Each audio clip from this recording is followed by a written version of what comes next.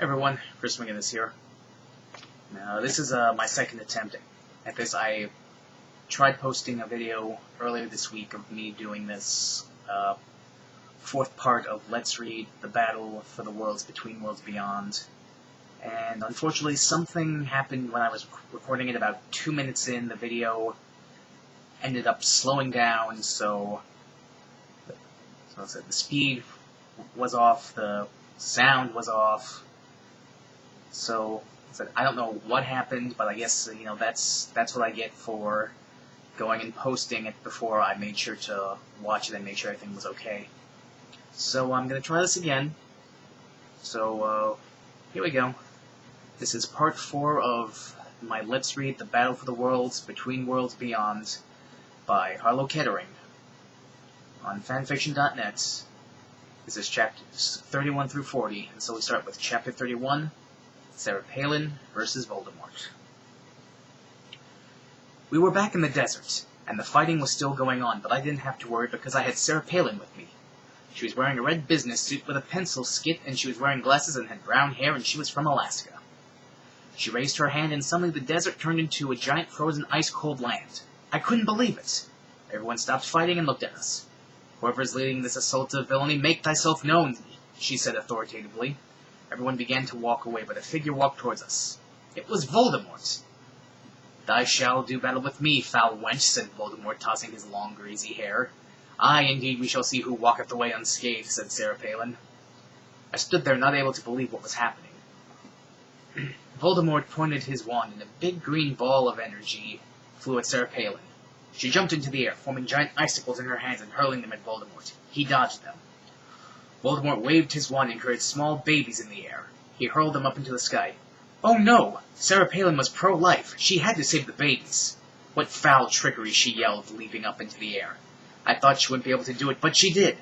She flew through the air, gently grabbing the infants, and with a snap of her fingers caused them to teleport to a safe place. She landed on the ground and gave Voldemort an angry look that looked just like my angry look.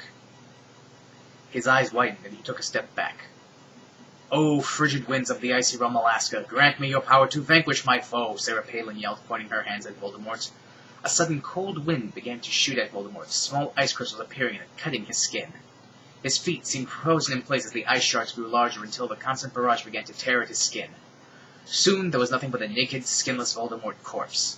Blood poured from his flayed body, pooling under him until his body turned into a bloodless white. Sarah Palin and I groaned like Marnie in heat, humping a dog in heat. No idea what that means. "Tom, riddle me this, Sarah Palin. What's white, dead, and is going to hell?" I asked. "Voldemort," she said.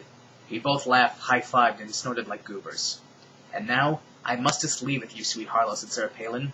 "But Sarah Palin, why?"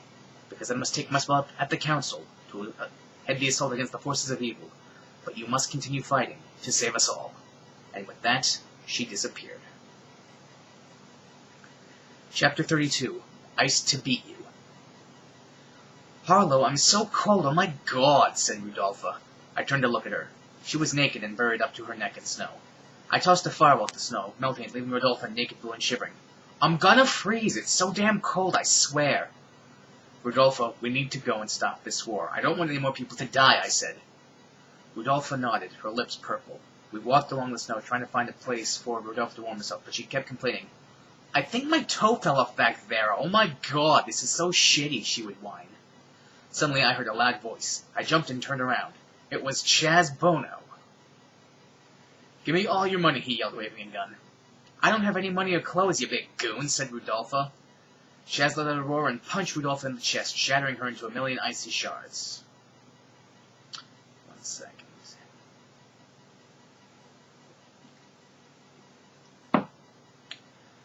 Our eyes locked, and I saw the life leaving her eyes. It was really sad. If you're crying, I'm sorry. I held her hand and kissed it. It tasted like grease and kosher salt. She gave me a look that let me know she wanted me to win so that our world would be safe. And then she went all limp and stuff and died. I cried for like 5 minutes. "Hey, that wasn't very nice," I shouted, aiming my ray gun at him, but he punched it away with a meaty fist. I gasped. I didn't know what to do but dodge his massive punch. He slid and fell on the ice, leaving a crack in it. I had an idea. I took a big stick and threw it at the crack, widening it. I then tosses a fireball at Chaz's feet, making him jump to avoid it. It cracked the ice, and he fell into the cold depths. He tried to swim out, grabbing the ice, but I would kick his hand away, watching his skin lose its color and then become blue. He would beg and plead, but I just laughed until he finally let out a death gurgle and sank below the depths. I raised my fists in the air. I had won. Chapter 33. An Old Friend. I was walking along the frozen tundra, and then I heard a familiar voice. "Don't you put your hands on me!" I ran towards the voice, and I was right. It was Beyonce, and she was fighting Omarosa and Medusa. "Hey, you guys leave Beyonce alone," I yelled. Medusa turned and looked at me. We stared at each other for a few moments before I gave her my angry look. She let out a scream and turned into stone. "Bitch, help me kill this slut!" Beyonce yelled, keeping Omarosa at bay with a switchblade. I grabbed a rock on the ground and threw it at Omarosa. She dodged, but Beyonce took the opportunity to stab Omarosa in the throat, and we watched her bleed out on the ice. "You don't tussle with Sasha Fierce and live to tell the tale, bitch," said Beyonce as she looked at Omarosa's twitching body. "Beyonce, I'm so glad to see you," I shouted, and we both hugged each other. Beyonce smelled so good. She smelled like Curious, Britney Spears' perfume. "Where's the rest of the hero squad?" I asked. "Damned if I know, girl. We were separated by those little people, and I ain't seen hide nor hair of them," Beyonce said, patting her weave. "Well, I'm sure if we team up we can find them," I said, nodding to Beyonce to let Beyonce know that I meant what I was saying when I said that I was sure we could find the hero squad if we were to team up. "Let's hope so. There's some evil shit going on, that's for damn sure." And off we went. Chapter 4. Fighting Amongst Friends. "Hallow, I shit you know, I'm really scared that she's gonna rob me," said Rudolpha, pointing at Beyonce, who promptly raised her hand to try and slap Rudolpha. Rudolpha let out a scream and jump. "See? She's so violent. I'm like so scared. I don't want to be turned into a lampshade." Rudolpha began to cry and pull my arm. "Come on, let's go. We can leave her. She can take care of yourself. I'm sure she has a bullet-hole-ridden car somewhere." I frowned. "Rudolpha, no, we are not leaving Beyonce. She's my friend, and she's a fierce warrior." "Preach it, sister," said Beyonce, raising her hand. "Fine, stay here, but when I get shanked, and she steals my fancy new clogs, I'm going to punch you in the tit," Rudolpha sassed, waving her arms around while coins fell out of her pockets, leading to her scrambling on the ice to pick them up, falling over. "I'm about to snatch this bitch," said Beyonce. "I'm going to bust her teeth in with my Prada heel." "Beyonce, please, Rudolpha is almost my friend. I would hate for someone to kill her. I would probably be so sad I couldn't stop crying for days because I would hate to think of her burning in hell," I pleaded. "You are not going to hurt me, you nasty whore," said Rudolpha, twitching her nose. "If you lay a hand on me, I will sue you so fast your weave will fall out." Beyonce narrowed her eyes, and I heard the angry music from Kill Bill. "I should shit in your mouth," she spat. Rudolpha gasped and began to do a weird angry dance, and every so often she would fart. Beyonce pulled out the gun and pointed at Rudolpha. "Don't try me, bitch." I wanted to cry. I had to stop this fight. I want to cry too, because this is the second to read this garbage. Chapter 35. A Fight Delayed. Before I could stop them, I heard a noise. Will jumped and turned, and we saw goth kids and heavy metal kids. "Devil worshippers!" I screamed, turning to run. Beyonce and Rudolpha behind me. Rudolpha kept whining and making little bitch noises, and I wished she would just die so I wouldn't have to hear her shitty-ass voice anymore. I heard the Evil King singing their devil praise songs, and I ran as hard as I could. I didn't want to get caught by them. "They're gaining on us," shouted Beyonce. We dove into a cave, and Beyonce pulled out her long, bedazzled ghetto sword. "We make our stand here, bitches," said Beyonce, whipping her hair back and forth. I pulled out my super ray gun, and Rudolpha pulled out some crappy knife that was like only 2 inches long. "You can't hurt anyone with that damn knife," said Beyonce, flashing her grills. "If I do my best, then I won't have any regrets," said Rudolpha. Beyonce glared at Rudolpha. "If I get cut because your damn Swiss Army knife couldn't kill one of these bastards, you damn well best do your best to run from me because I'm gonna cut your legs off and shove them up your ass until you can floss your teeth with your shoelaces." "Shut up! You're mean! They're coming!" Rudolpha honked. Soon the emo and metalhead heathens were running to the cave. Beyonce was cutting them down with her bootylicious sword while I was shooing at them with my gun. Rudolpha waved her knife at one emo, but he punched her in her ample gut and sent her falling to the floor crying. I shot him in his head and groaned as his face turned to ash. We kept this up for a few minutes. Every so often one would break through and kick Rudolph in the head, but I would help kill them before they could do any more damage. Soon the floor of the cave was soaked with blood, and we were all splattered with it like we were in a French fry and ketchup fight, minus the French fries. "Damn, that was intense," said Beyonce, bebopping her head.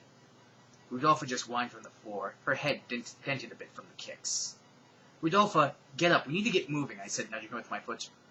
Rudolpha puked, and it smelled like brisket and unleavened bread. Gross, I yelled. Come on, Beyonce, let's go. Rudolpha's being a little shit. And we left. Chapter 36. The Unbearable Twilightness of Being. Rudolpha finally caught up to us. She was all staggering and mumbling. Her tongue was swollen and hanging out of her mouth. It was gross. We walked into a clearing, and I almost screamed. It was Edward Cullen, and he was fighting with Jacob. Jacob is gross, okay? He's such a creeper. And Bella was sitting on a log, seeming bored and absent. Jacob was wearing a headdress and was throwing a tomahawk around and making weird noises while clapping over his mouth. It was gross and ethnic. Edward just stood there looking beautiful and sexily. I made mouth shapes at him and he winked at me. I moaned like a fat kid eating a sandwich. Before I could say anything, Jacob shot at him with a bow and arrow. Edward grabbed the arrow in midair and snapped it with his perfect hand-holdable hands. Jacob said something in a funny language that was probably gibberishy and stupid in the first place and turned into an ugly, smelly dog. Edward, look out, I screamed. Rudolpha said something, but it was muffled by her tongue and made about as much sense as Jacob's dumb, made-up language. Edward jumped into the air, his skin sparkling like a diamond in a box made out of diamond and covered in glitter. I pulled out my ray gun. I had to help Edward. I shot at Jacob, but he dodged and began to run at me instead. I screamed, but Edward jumped on Jacob at the last minute. He punches through his chest and pulled out his heart. Oh, Edward, I screamed. He handed Jacob's heart to me and I ate it. It tasted like maize. Rudolpha's face turned purple and she started vomiting. Me and Edward started to look at each other. I got all moist and leaning for a kitch when Bella screamed and got off her log. Hey, he's mine, she yelled. Beyonce flashed some gang signs. Back off, cracker bitch. Suddenly, Belly pulled out a gun. Chapter 37. Bella's got a gun. Bella had a gun! I screamed and slapped it out of her hands. She gave me a mean look that made her look like a poor person. I'm gonna kill you! Edward is mine! She jumped at me, but Edward grabbed her and threw her to the ground. No, Bella, I see you are no longer the most beautiful creature I've ever seen. Harlow here has taken my heart and it is no longer yours. Bella let out a moose-like croak and began to scratch on the ground and cry. Let's go, Edward. Let's leave her to the life of misery she so deserves. We all nodded and began to walk away. Rudolpha said something that didn't make any sense. Her tongue was purple. As we walked away, we kept hearing Bella scream like a baby in a microwave that was being lowered into a volcano in hell. Beyonce pulled out a little car. She whispered some magic words that sounded like something in a rap video, and the car began to grow, and everyone got into it. I looked at the car. People were sitting in the front seat and the back seat, and I didn't know which seat to take. I didn't know what to do.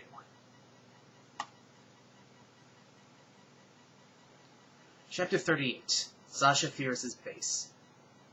Beyonce, I said, where are we going? We're heading to my base. Gonna see if there's anything there that will help us, she said, dancing to the music as she drove. Rudolpha fell asleep.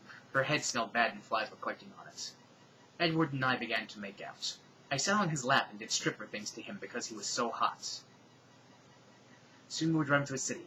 The buildings looked old and dirty. It seemed like it was a ghetto. People were walking around wearing bandanas and their pants were hanging down past their butts. Beyonce hit a speed bump and cursed. Rudolpha woke up and looked around. Oh my God, are we in hell? Rudolpha, that's rude, I said, putting Edward's hand up my shirt.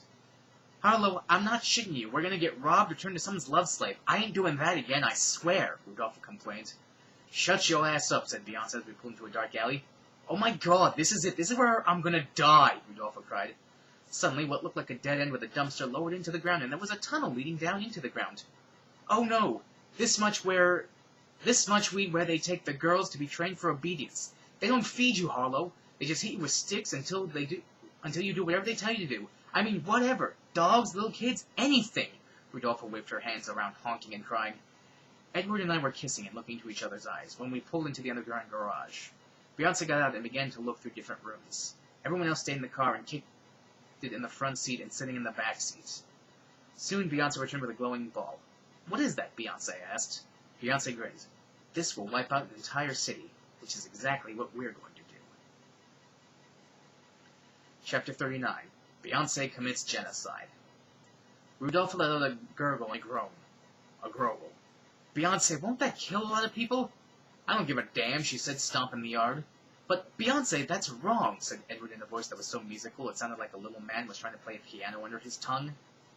Look, we need to take an enemy base to cripple their forces. It's got to get done, girl, she said seriously. I suppose that's true. Let's go find an enemy city to bomb, I said, and everyone nodded. Even Edward.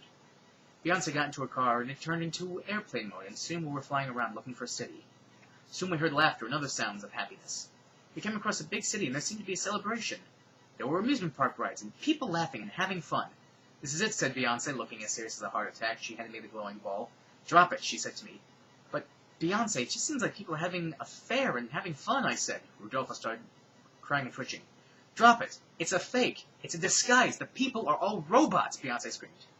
She grabbed the ball from my hands. "Robots!" she yelled as she hurled it down onto the city. Soon the entire city was engulfed in the explosions, and everything went silent as the city was destroyed beneath us. When the explosion was gone, it was a giant crater. "Let's get out of here. The radiation is going to be real bad, and I ain't growing a third tit or some shit." We flew away, too afraid to say anything. Chapter 40. Sasha Fake. "Beyonce," I said all serious, "we should stop. I don't know if we did the right thing." Beyonce turned to me and bobbed her head back and forth. "Of course it was right, bitch. We had to kill them. We had to kill them all. I want to just blow them up. Kill them all."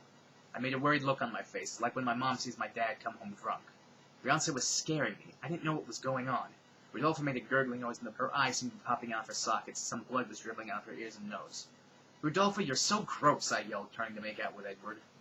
Beyonce started saying crazy things and swerving the car in the sky. We almost hit a cloud. "Beyonce, calm down," I shouted. "I ain't calming down, you dumbass whore," Beyonce sassed. I gasped. This was not the Beyonce that was my friend. "What happened to you?" I yelled at Beyonce and grabbed her nose and tugged on it, and her face came off. I was holding a Beyonce mask. I looked up, and it was Megatron. "You!" I yelled, pointing at Megatron. Edward gasped, and Rodolfo vomited. "Yes, it's me," said Megatron, tossing her hair. "We about to have a duel to the death," she said. The car started plummeting towards the ground. Me and Megatron started having a sword fight on the hood of the pimped-out ride. I needed to stop Megatron and stop the car. Edward watched me all brave, and I knew he was silently cheering me on. I swung my sword at Megatron, and she dodged it. She clawed at my face, and I slapped her hand away. "I'm going to stop you," I shouted, being all brave. Megatron laughed an evil laugh. "You think you can stop me? I was able to get you to help me destroy an entire city." "Shut up," I yelled, kicking her in the guts. She oofed and fell down, rolling off the hood. I jumped into the car and steered it up. We barely avoided the ground. Edward cheered. Okay. Almost done. One more video to go. And it's going to be the last 13 chapters, I believe. So that one's going to be probably kind of rough. Thanks for sticking out with me so far. Hope you'll come back for part 5, the final part of the Battle for the Worlds Between Worlds Beyond. In the meantime, read something to restore the IQ points that you obviously lost hearing me read this.